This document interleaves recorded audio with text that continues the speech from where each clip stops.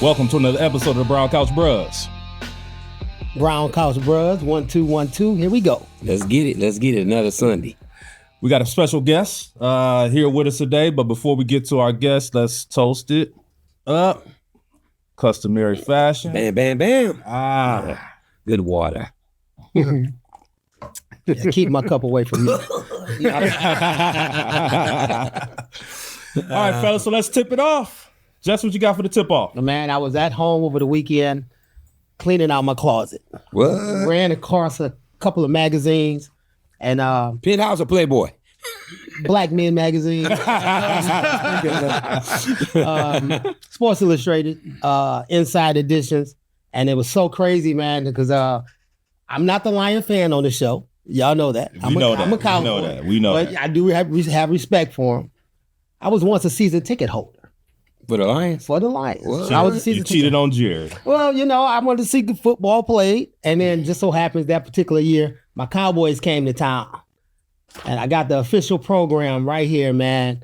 I paid $4 for this program. I don't need it because we lost 38-6. But, man, if I get $34 for this program right now, I feel like I made $30. Yeah, it's a good investment. Yeah, it would be. But you know what? I think it would have been more valuable had I offed it and found it last year, because now they done won a couple of home playoff games. Yeah, and this year I anticipate them winning a couple of more. So this is gonna mean nothing in the short term. So I don't know what to do with it, man. But I came across it, man. I wanted y'all to see it because y'all the true Lions fans. So you know I brought it in for the fellas. So, it was a good look. I browsed through it. Old names, old faces. Yeah, man. So it was something, man. But like I said, it's doing me no good. It'll be going back in the closet real soon. Well, we'll take it. Yeah, somebody will take it off my hand. We'll take it. Loaf, what you got for your tip off? A little bit, just want to touch on the Heisman last night. Yeah. Of course, Travis Hunter won the Heisman. And the voting was a lot closer than I expected when they put up the numbers. Yeah. But I just want to commend the young man on how professional he was up there and how he honored his mom. He honored Coach Deion and, of course, Shedeur Sanders. But just the way to get the young man carried himself, he spoke. You could tell he was speaking without any cue cards, not anything written down. It was genuine. He was genuine. And, shout out to the young man. I hope he does well in the NFL. We were debating last night whether he was going to play cornerback or receiver. I think he's probably more so corner on the next level. But just my take on the Heisman, I thought the right guy won it. Yeah. Yeah. I was glad to see they did have Cam Ward there. Also the quarterback from Oregon, Gabriel. So shout out to Travis Hunter. And moving forward, I hope the brother has a prosperous career in the NFL and keep it moving in Colorado with Deion. I don't think he's going anywhere. I think Deion's going to stay put and keep on mentoring these young men to be better men in society and, do what he got to do. Well, they counted Deion out and he's just showing improvement. That's it. Every year he's gotten better. He's gotten better every year. Now he's got a Heisman Trophy winner and possibly 2 first-round draft picks coming in next year's NFL draft. No doubt. Shouts out to Deion. Well, Bill Belichick is back in football. The sweater.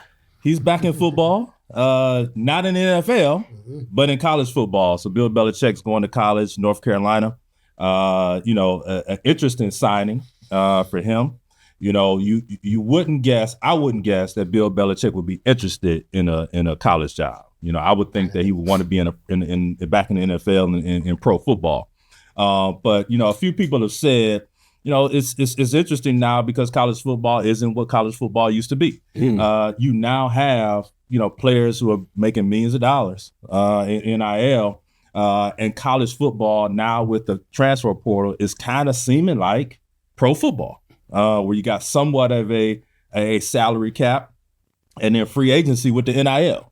Shouts out to Bill Belichick. He's going to have an opportunity to build a nice team in North Carolina, a school that's had some pretty good football being played in recent years. So be interested to see how he does with those college guys. I would be remiss if I didn't say, if I'm a high school kid coming out and I've got a chance to play at the next level, who else would I want to be coached by but 6-time Super Bowl winner and a coach in Bill Belichick, and a guy who's coached Tom Brady, one of the greatest quarterbacks, if not the greatest quarterback in NFL history. So shouts out to Bill Belichick. Not sure if this is a him being blackballed from the NFL or him just wanting to get back in a football and coaching in some kind of way. But he ends up in North Carolina. We'll see how he does. Well, it's a couple of things to that hire. I think one is he set it up where his son will be the heir apparent after he leaves from coaching that program. So that shows the power of I don't want to call it. Well, it's nepotism. Nepotism for sure. For sure. And two, the North Carolina connect. Him and I think some of his former players, particularly one of the greatest linebackers that ever played, Lawrence Taylor. He was All-American there. So, and to your point with the black ball of the NFL, I think they are tired of Bill Belichick in the NFL.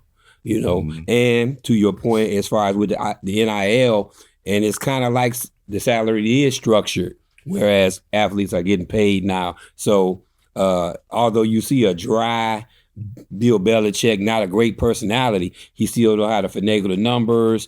And to your point, who doesn't want to play for a guy who won not only 6 Super Bowls, but 8? 2 as a defensive coordinator. Yeah, 2 as a with the defensive New Orleans coordinator. Giants. Sure.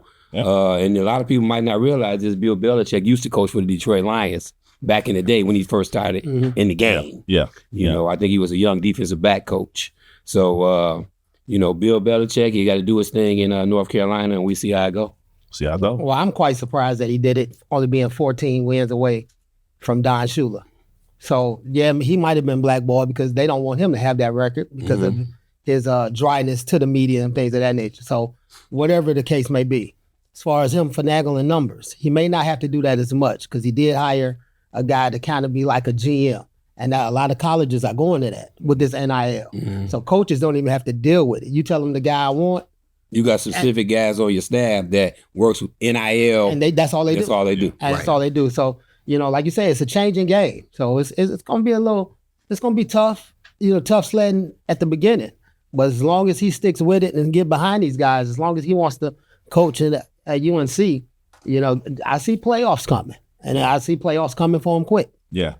Should be interesting. Should be interesting to see how Bill does. Yeah. So, hey, this week in sports. In 1980, our guy, Dave Winfield, became the highest paid player in Major League Baseball. $15 million. A whopping 10-year, $15 million deal. That's sold those game checks. Man. That's like, what was that, 1.5 million a year? Now, we just had a guy that signed for $765 million.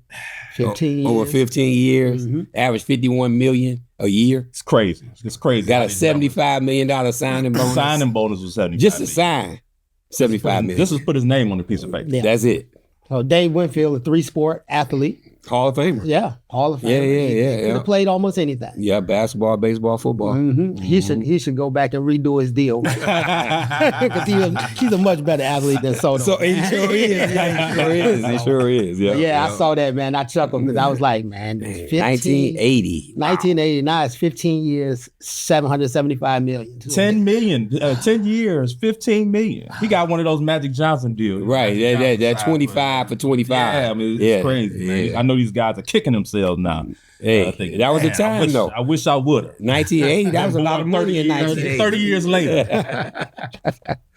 Well, we do have a special guest today. Got a guest in the house. It's game time. We got the great award-winning certified personal trainer, Cass Tech grad, MSU grad, father, husband, Detroiter, Omega man, an all-out Detroiter and Detroit sports fan. We got the great Glenn Lott here with the Brown Couch Bros.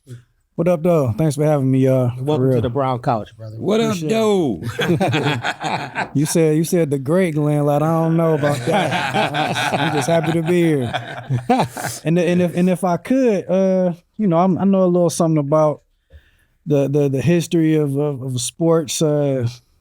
We go back in history. This week in sports, 1983, keeping it Detroit. The highest scoring game in NBA history was played this week in sports. I think it was like the 13th of December, 1983. My guy Isaiah Thomas had 47, 17 assists, and we beat the Nuggets 186 to 184. Yeah, that is still to this day. And To this still, day. and still the highest scoring game. To this day. That was to this back day. in the Kelly Chapuka. Oh, I think Kelly had like you said, Zeke had 47. Yeah. Then Kelly had 40. Alex Engler had, they had a squad over there in Denver, man. Keith Vandeweghe. Was Kiki Vandeweghe on that team? Yeah, man. Yeah. It was getting them up. Yeah, man. Dan Issel was on this squad too. Dan Issel, right. He ended up being a coach. Dan Issel. Yeah, all right. Well, So to this day, I know a little something. that's a good way to start out. Keeping it Detroit. Well, let's keep it Detroit. You are a Cass Tech grad. Why Cass? Could it have been anybody else? Nah, so I grew up off Joy Road in Oakland area. So my neighborhood high school was McKenzie. Almost all my friends went to McKenzie. My parents, my mom, she went to McKenzie. My mom and my auntie, but they wanted me to go to either a Cass, King, or Renaissance, and it was Cass. I kind of was thinking about Renaissance, but ultimately it was Cass, and just hearing so many things about the school's history, I want to, and back then, I know times may be a little different now, but to go to college was definitely the goal, and that was one of those college preparatory schools. So For sure. that's what it was. And McKenzie wasn't, huh? Oh, we was definitely college. I was waiting for somebody to say something. Yeah, listen, over there, 9275 Wyoming. That's what we did, I think, at McKenzie. So, hey, if I'd had a chance to go to Cass, I would have went to McKenzie. But shout out to Brother Lott and going to Cass Tech. No doubt, my son went to Cass Tech, and he had a great career in football, academics, and all that. So, yes, sir, Cass Tech.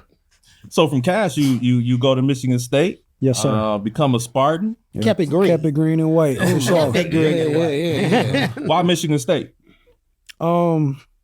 Big Ten school. Again, like a lot of my friends, like we wanted to go to U of M or State, honestly. So like at this point of my life, I'm not rocking with U of M.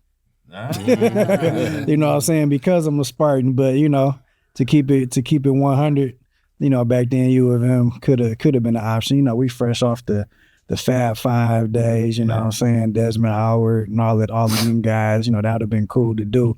But I think I made the right decision. And going to Michigan State, the funnest 5 years, I was on that 5-year program. You reclassified. Right. So it was, they call it now. Yeah. So it was definitely one of the greatest experiences. And because in going to college, like we and graduate, being an alum, and you have so many different connections and networks through going to school is great. You know what I'm saying? So when we bleed that green so hard, so we love our school just like anybody. I know you know what I'm saying. Of course. You love your alma mater. So yeah. So you would have been there when the last time I was there when we won. Izzo won in 2000. What was campus like? I was there before we won. I was there when they damn near burned the school down in '99.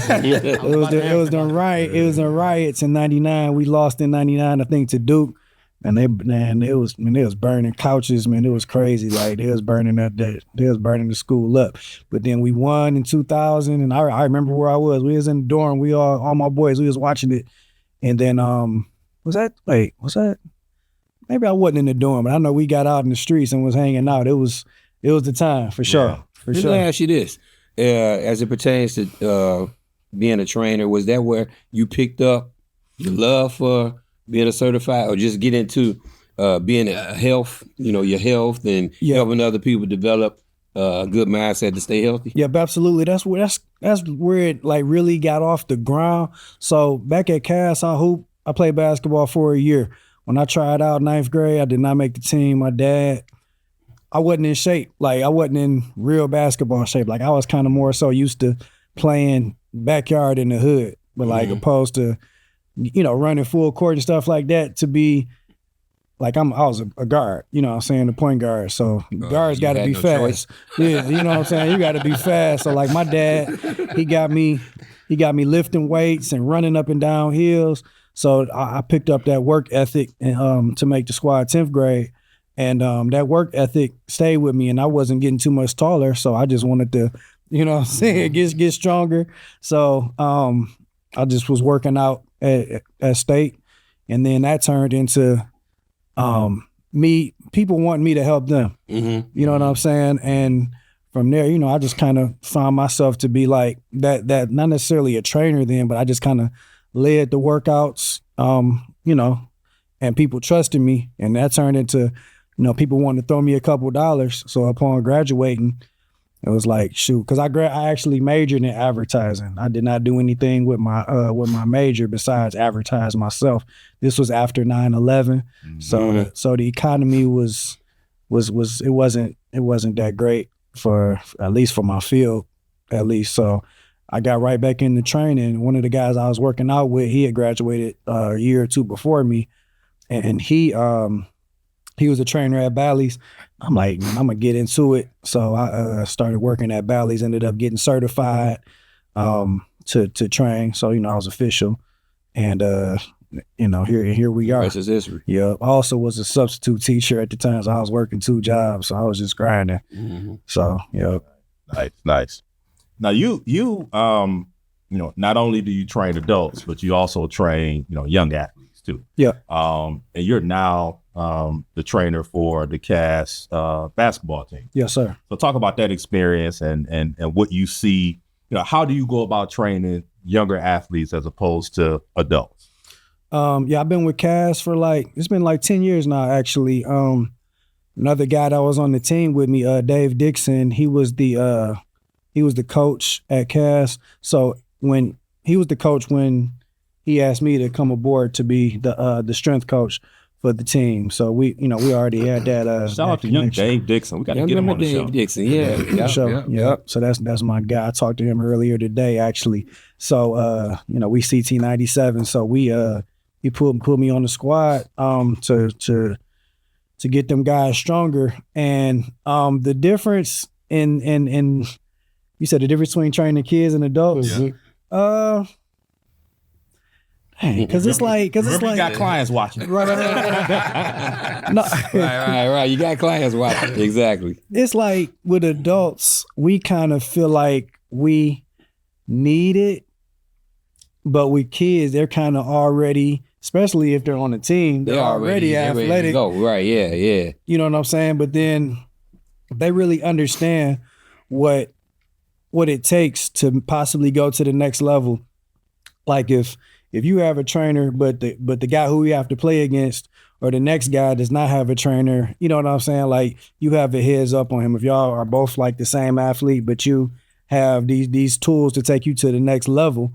I mean, you know, so some of them, if they have their heads on to understand that difference, and they kind of, you know, jump on board as far as taking advantage of me pushing them. And, you know, so that's basically the difference that stands. So let me ask you this, you know, walking in those halls of Cass, you know, you're a 97 graduate of Cass Tech High School and going back to your alma mater. I know you feel that's, you know, you're giving back. Yes, sir. Would you step outside of Cass and train at another high school, or because I know there's a lot of young athletes out there that probably going to, you know, need your services, and definitely after they look at the video today and stuff like that. So I know you. My school tore down, but it's some other athletes out there that's probably going to want some training. So it's funny you asked that, because I don't even know if you knew this or not, but I actually train Renaissance cheerleaders. Oh, wow. And as with them being a particular, I mean, they're not the rival that King would be athletically, but, you know, as far as like the academics, you know, you kind of compare Cass to Renaissance often.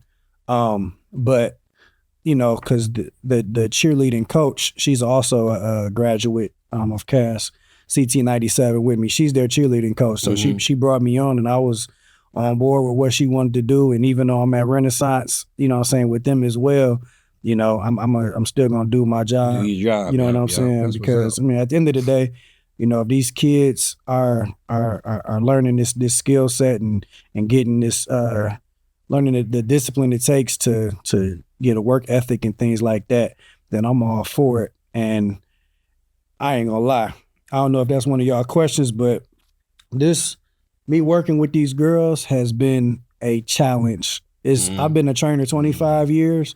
This has probably been the biggest challenge for me because I can't really put my finger. I've been trying to put my finger on it because I spoke to them the other day, and it's because I got JV and varsity, and it's 40, like 13 to 15 to 16-year-olds. You know what I'm saying? Like they want to cheerlead. You know what I'm saying? Like they don't want to do push-ups and burpees. They don't realize that all that's gonna play into effect or plays a role in what they do out there in front of everybody. And that's what I'm trying to. That's what, obviously that's what their coach is trying to tell them, and that's what I'm trying to instill in them.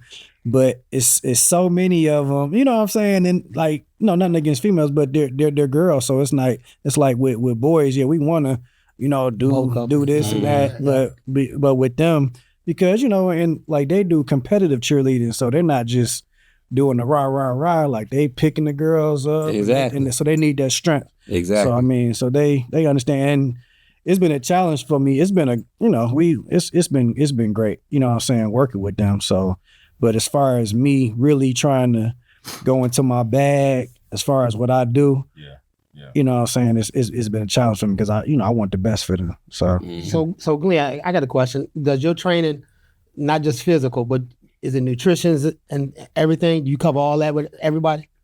So what I do is I come from a school of, I like to go about things the right way, and with that, through the certifications that I've received, in those textbooks there is a nutrition chapter or two, but I will never try to step on the toes of a nutritionist or a dietitian. So if someone comes to me and say, well, can you write out a food plan for me?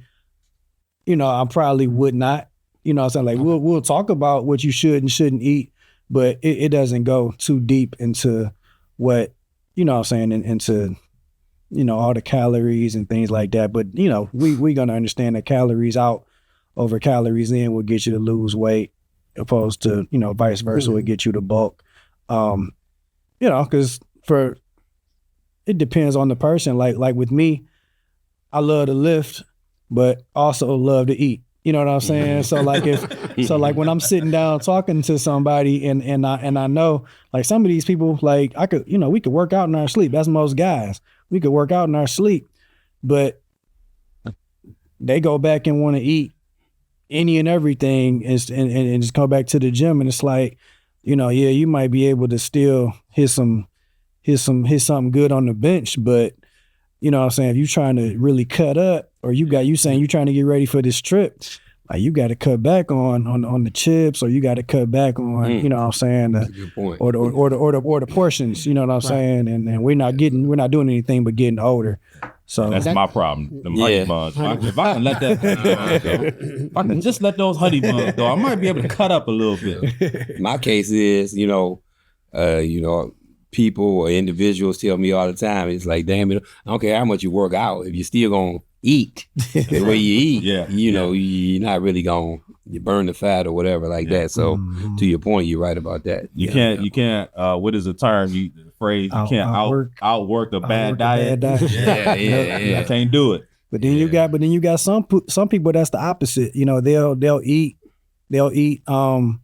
pretty healthy, but they'll still need the guidance on what to do in the gym. So everybody's different, and that's the beauty of my job, because everybody, nobody has this same path. But then when somebody maybe does have the similar goals as the next person, you can kind of partner them up, and they'll help to push each other. So it all works out. Mm-hmm. Well, speaking of partnering up and pushing each other, I've had the privilege, or the feeling the effects, the physical effects of being trained by you. My son was trained by you as well, and I've attended your boot camp classes that you have every Monday. You know, talk about that concept of doing boot camp. Talk about some of the things that you do, you know, and just any, you know, sort of success stories that sort of come out of it. I'm glad you asked that because I'm here to set the record straight. Where's the camera at? No, I'm joking. He was right there. Man. Oh, right there. Man, because It's people traumatized from your class. They got, hey, listen, they got shirts printed that say everybody hate Glenn. It's for a reason. It's for a reason. And they keep coming back. Right. And they keep coming back. Exactly. Look, man, I'm tired. I'm tired of people making me be the bad guy with this. Like, if you, because it's the thing. So, like, I'm 45 now, but like, imagine we was back in our 20s. Like, we at Elysium Friday night. I don't drink or smoke, but they drunk. You know what I'm saying? They coming up to me like, oh, I'm coming to work out in the morning, and they come to work out with me I used to do a class at Bally's. And they throwing up like, it's not my fault you threw up. Like, you hung over and you come in here and I'm shocking your body. Right, you shocking the body. I didn't do anything, but how you do 25 jumping jacks and you thought like that's not my fault. So then they go back on Facebook, Glenn killed me. Like, nah, like I'm sick of that. You know what I'm saying? Like, but you know, ultimately, it is, if you could be a world-class athlete, and my job is to introduce you to new exercises or or a different pace. If you're strong, I may give you some balance, or I may give you some core exercises. Or if you're slow, I may try to get you to go faster. If you're weak, I'm trying to get you to just do things at a steady pace. I'm just trying to push you and, you know, just take you to that next level, little by little. You know what I'm saying? And as we get older, you know, I'm working with, you know, still people my age are working out with me. So we slow things down. I'm not gonna treat you like, Oh, I can come back now. If you're ready. You got the 45 if you're ready. I got you. But anybody that comes, I always tell them, go at your own pace. If somebody came in tomorrow or Monday and today's Sunday. Yeah, so somebody comes in the boot camp tomorrow, if they've never worked out, but they're next to you and you've been coming every month, you've been coming since I started. You can't go at your pace. You have to go at your own pace. Right. You have to do your best. You can let that person help to motivate you, but you can't expect to do every single repetition that person is doing, because that's a class setting. You know what I'm saying? If it's a one-on-one, then you know that I'll take things to your fitness level. But at the same time, if a bunch of beginners come, I can't slow down my people that's been coming. You know what I'm saying? Like, just go at your own pace. You know what I'm saying? Because we're not trying to get in shape. We're not trying to get in perfect shape by tomorrow. If it took you 3 years to gain, you know what I'm saying, a certain amount of weight, is, you know, we can't expect to lose all of that weight. And if it took you 3 years to gain a certain amount of weight, it can't take you 3 days to lose it. So it's a process. So on the personal training part of it, if someone comes to you, do you decide what they need, or do they come to you and say, hey, I'm trying to do this, I'm trying to do that? No, I'm all ears. I mean, you know, because if someone a female can come in and she may say she wants to be a bodybuilder, and I'm like, okay, you know, if that's what you want to do, let's sit down and, you know, these are some of the things that you would have to do. And I don't have a history in bodybuilding. Mm-hmm. And I actually have people who I'll refer them to when it gets down to before they would get on stage, like a posing coach and things of that nature. But starting off, you know, I'll tell them, you know, it's going to be certain things that you're going to have to do. From diet and all of that. Yeah, for sure. Mm-hmm. So, no, but I'm all ear because I hear people, they've left from trainers and other trainers, and the trainer didn't listen. Like, you know, like, even though we know that we kind of know best, but at the same time, this person's paying their money, you know what I'm saying? I got to kind of at least abide by what they want, at least as far as the pace of how we're going. You know what I'm saying? So, no, but it's you know, still the customer's always right at the end of the day. So.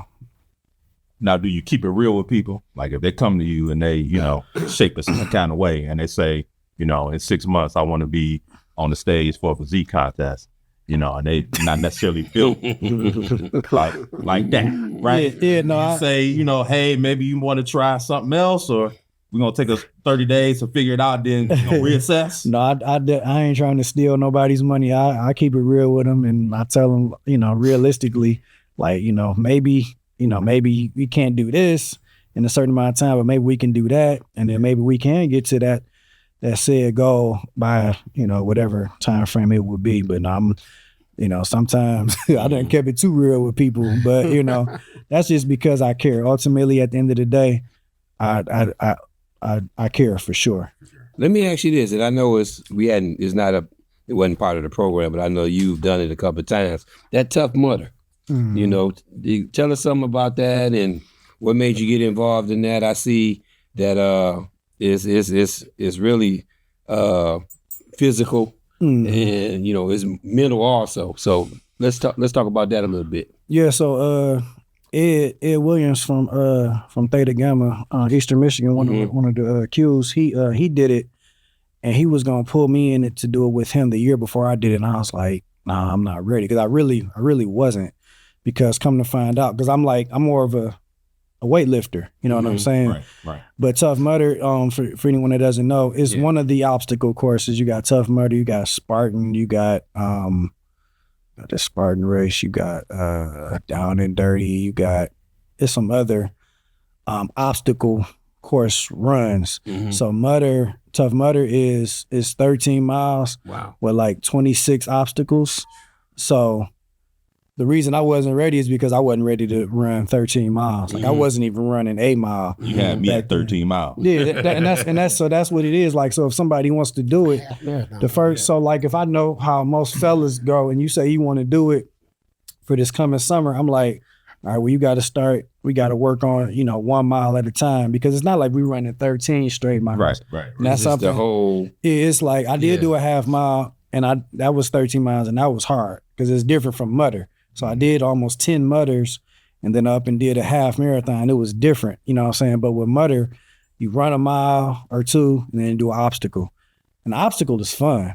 You know what I'm saying? The obstacles are more so if you're athletic or if you've been training for it, it's just more so fun. It's almost a break. You know what I'm saying? Then you run another mile to the next obstacle or a half mile to the next obstacle.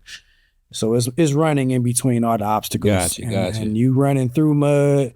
Some of the obstacles, you might dive through an ice bath, or you might slide down something into a ring of fire, or you might be upside down under barbed wire doing it's different things. You might be swinging. It's more so fun. So when I initially wanted to do it, I said, as much as my clients that I've been working with, I'm kicking their ass all day, every day.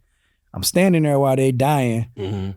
I'm like, I want to do this with them. So this is something that I wanted to do with them. Was it a challenge for you? Yeah, for sure. Because I went from not wanting to run at all. Like, like when you're younger and you kind of already in some decent shape, you don't really want to do too much cardio. But now we learn as we get older, we kind of have to do cardio. But I wanted to get my ass kicked with them. Right. I wanted to struggle with them. Yeah. You know what I'm saying? And ultimately we trained so hard for it that, man, every year we had so much fun. One year it was 50 of us, and it was like brought in a lot of the bruh, so a lot of the Qs was running, and it was a lot of my clients. So it was a good thing. Well, that's done here in the city. So Tough Mudder it's I don't know where it originated, but they got them like state to state. So I guess they pack up all their obstacles and they travel from different states. So like ahead of time, you'll see like when they would be in Michigan. They'll probably be in Michigan in August. I'm gonna do it next year. Yeah, well, that's not a world. You know this recording. Write that down. Let's write that down. This your second one. Next year. Okay. 25 or 26. 6. That's good. I don't want to rush it. You don't want to rush it. 26. We down for 26. So you raise a good point. You have a huge following. A lot of people who come, they're trained by you, they come to your boot camp classes, they've done Tough Mudder events with you. there must have been, some folks who are, decently famous people who have trained with you before. Can you talk about some of your experiences with your clients, whether they're famous or not? Some of the, the funny moments that you may have had, difficult moments you may have had, but just your overall success with your clients. I trained Dwelle. Me and him still cool. Trying to get him to come back. Yeah, I said it. No, that's my guy. That's my guy, so I can charge him. I trained Delicious, and I trained Cash Doll before she blew up or whatnot. I don't really have too many stories. Yeah, I don't want to put nobody out there like that.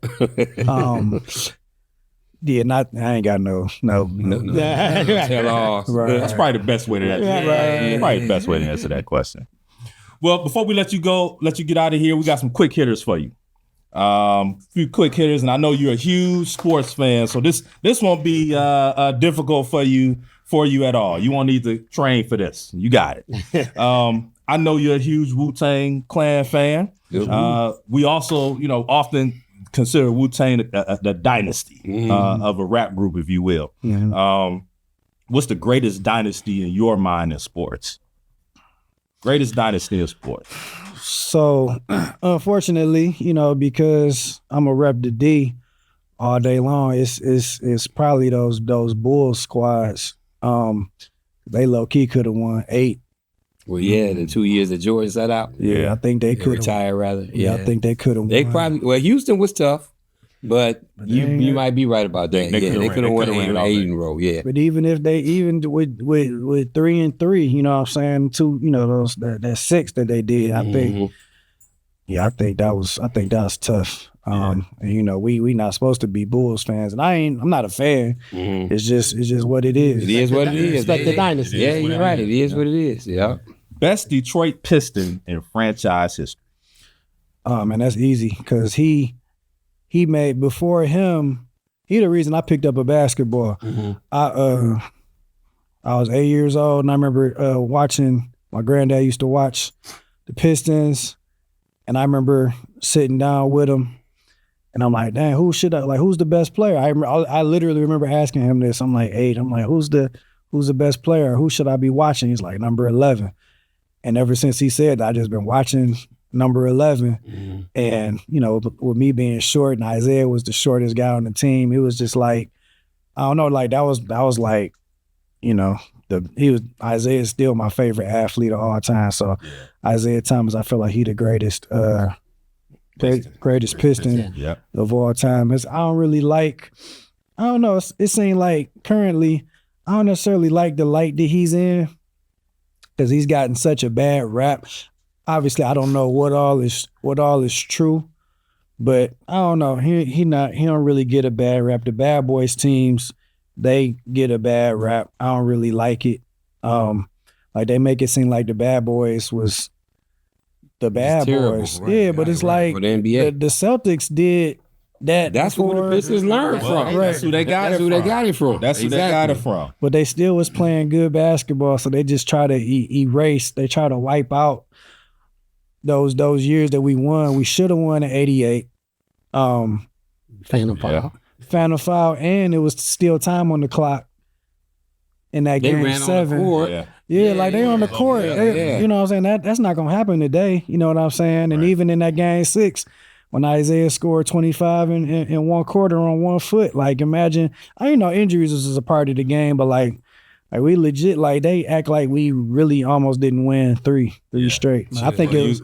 You didn't mention the biggest travesty of him being left off the dream team. Oh Lord. I mean, we know that's politics. That's Michael Jordan. Right. That's Michael Jordan. Because even with that, like people act like him and Jordan couldn't play together.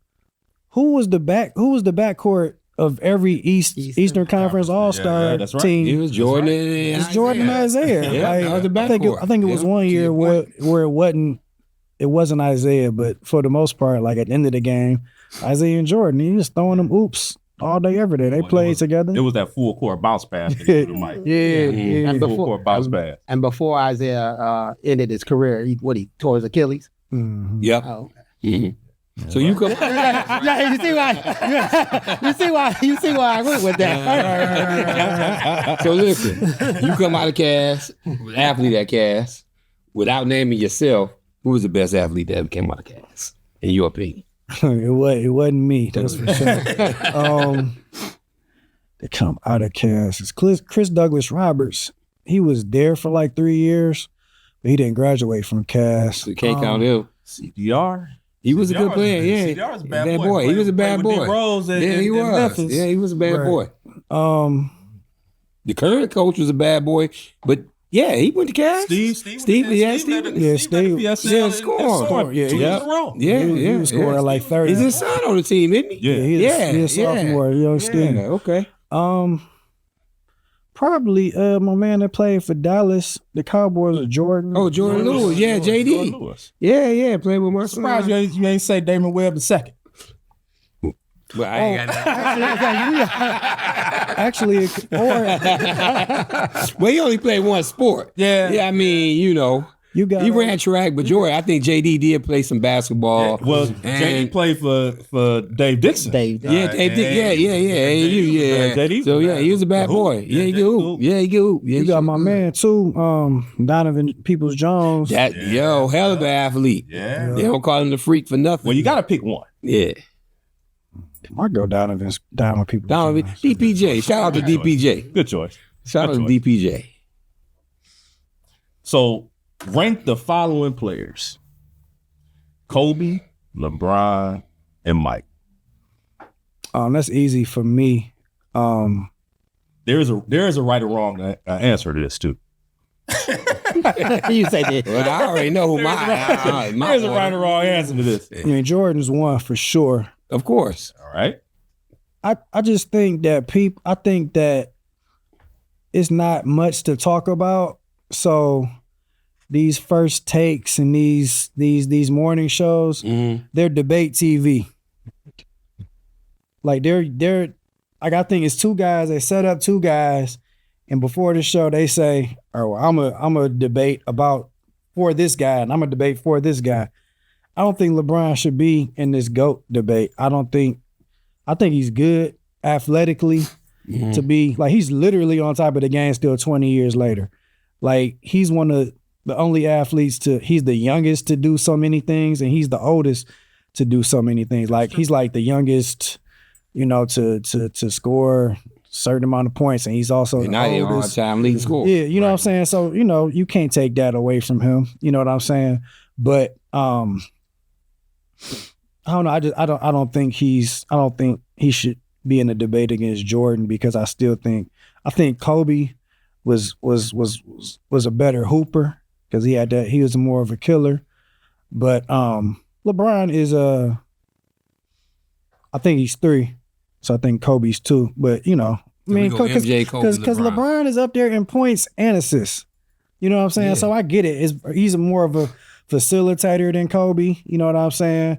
But I just, if I had to pick one of them two guys to Go be with on the my killer. team, And You go with the killer. I'm going Kobe. I'm going Jordan All right. 1, then I'm going Kobe, because he ain't passing the rock. You know what I'm saying? Like, that's just how I like my guys. And Yeah. you know. It's call it the era that we grew up in. Yeah, that's the Yeah. error. But a guy that can put the ball in the basket and put a team on his back, it meant something to us. And LeBron too big and strong to be flopping, dude. Like, I'm sick of We talked about that last night. Right, yeah, exactly. And you can't flex on one end of the court, and then you flopping. Yeah. They get all of pushed that. by No, man. 5'9". Load management is what they're doing these Yeah, days. that too. Like, This guy MJ was playing 82 games a year. for sure.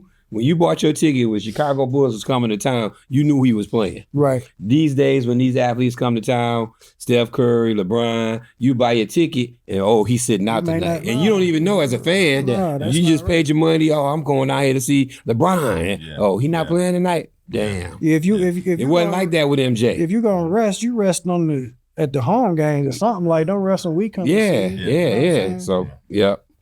Well, here's the Detroit version of our show. The 313, baby. 313. We bring this back when we have guests, so let's go with the 313. Yeah, we was in what's the 586 area code? What's that? What's that area code? We not there. We're not. We're on Macomb County. Okay, Yeah, all right. We doing straight Detroit. Right there. This straight Detroit. This straight 313. All right. So your first three. Give me your three favorite rapper athletes. Lord Jesus, out of Detroit. Detroit Or just Detroit rappers. Give us three rappers from the city of Detroit. So to the original question, only person that popped in my head was Chris Webber, because I remember he had a All right, we go with song C-Way or up. some songs, That's or one. I don't know if it was an album. That out. Must didn't go too far. Right. And then the answer the other two guys, rappers is gonna be Royce and M. I'm rolling with them. Royce the 5'9". Yeah, Royce the 5'9" for sure. Yeah, all right, Royce. That's a good And M. Yeah, That's a for good sure. three. That's a good That's a good three. We claim him. We claim We him. claim him. Yeah. I mean, even though Royce, he Oak Park, but that's still all Detroit. Nah, Yeah, everything all Detroit. Just the other side 8. Yeah, it's all the D. So for the one of the 313, out of everything that you've done as far as training and everything, what's your best advice that was ever given to you? First thing that pops in my head is my uncle. He had gave me some money. He gave me some money, and You spent it. he gave it was like, no, I gave him some money Oh Lord. because it was like some rent money for it was like it was situation we had going, so I had to give him like a certain amount of money, and I'm like, dang, yeah, that's what it was. I had to give him some money, so I said, dang, you just gonna count that right in front of my face, like, you know what I'm saying? You're not gonna wait till you step in the back room or until I walk away to count the money, like you just gonna count it right in front of me, like I ain't give you the right amount. And I'm like, dang, what's that? You know what I'm saying? But so he said, yeah, I'm gonna count it right in front of you because you can't say that you didn't give me the right amount of money because you saw me count it right in front of you. So I said, dang, that does make sense. So like if I left and came back and if I left and he says, oh, Glenn, you didn't give me the right amount of money, he could say, no, because I counted it right in front of you. So I said, oh, okay, that makes sense. So to this day, if I ever get money from like cash from somebody, I count it in front of them so you can see. So you can see. So you can see as accurate as is. Keep yourself honest. Yeah. Keep yourself honest. Now listen here. This is the last one of the 313, man. You trainer, all this, all of that, everything like that. Look like you like snacks. What's your three favorite snacks? You a trainer, but every now and again, I guess you still got some things that you like. Man, Well, what's your three favorite snacks? I love as a snacks trainer? so much, and I can almost give you 3, 1, and 3. Just first snack probably is the Knicks corn chips with the devil on the bag. Mm-hmm. Yeah, I don't eat them no more because I'm too old. That mess on my stomach now. But like them Knicks corn chips, and then Better Made. The Better Made hot. They got some sweet heat. Oh, I'm not supposed to be. I seen the sweet heat. Yeah. I'm not supposed to be pubbing that because I'm trying to get y'all to come work out with me. Right. But Write that down. the, Sweet heat. right, see, all Bootcamp clients, Right. Sweet heat. right. Yeah. And what's your third? Better Made sweet heat and I mean, shit, White Castle. Oh yeah, who don't like the castles? White Castle. Everybody like castles. That'll do it. That'll do it. That'll do it. Well, Glenn Lott. Man, I appreciate y'all. Bino Q. It's the Bino Q, man. The Bionic King. Having us on the podcast, man. Thanks for coming. Yes, sir. Thanks for joining us today. Hopefully folks learned something today from this episode. Where can they find you on social media if they want to set up some classes or come to your boot camp or get some training? Where can they find you? Absolutely. My name is Glenn Lott, GLENN LOTT. I'm on Facebook, And I'm on Instagram, on Glenstagram, straight flexing. So that's Glenn_Instagram_straight_flexing. That's a long name. One more thing. You mentioned your dad earlier, man. I want to, give you a chance to give your dad a shout out, man. Tell a little history about your dad, man. We Lions and all of that, man. Tell them about your dad. A lot of people don't know this. So honestly, I thought about this earlier this morning as I'm seeing who the Lions are playing today. My dad played in the league. He played for the two teams that's playing today. So he was on the Lions and There we go. And on the Bills. He was drafted by the Bills sometime in the 70s before I was born. So he was on the Bills and then got traded to the Lions, but he got kicked off the Bills because he tackled O.J. too hard. That's what I'm talking about, man. And that'll be the name of this episode. Yeah, that's a hell of a trivia question. Who tackled OJ? Who tackled OJ? Too hard in practice. Too hard in practice. They gotta go. You gotta go. Can't mess with the juice, man. Hey, Can't mess with the listen. Don't touch the Real quick story. Hey, Terry Durod got into a fight with Larry Bird, and guess what Dude had?